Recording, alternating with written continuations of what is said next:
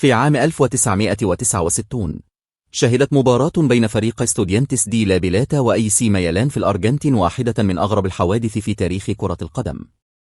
في مباراة الإياب لكأس تركونتينينا كان الجو مشحونا بالعنف بالفعل. بدأت المشاكل مبكرا، حيث تعرض لاعب ميلان للضرب والركل من قبل لاعب استوديانتس. وصلت الأمور إلى ذروتها عندما اقتحم المشجعون الملعب.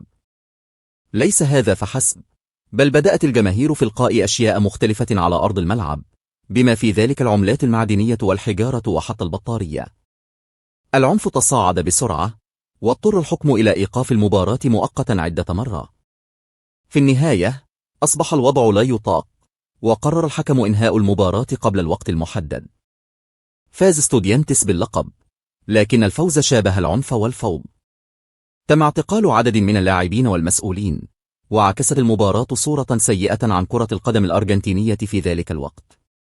كانت المباراة بمثابة تذكير صارخ بكيف يمكن للعواطف أن تتجاوز اللعبة، وكيف يمكن للجماهير أن تحول حدثا رياضيا إلى فوضى عارمة.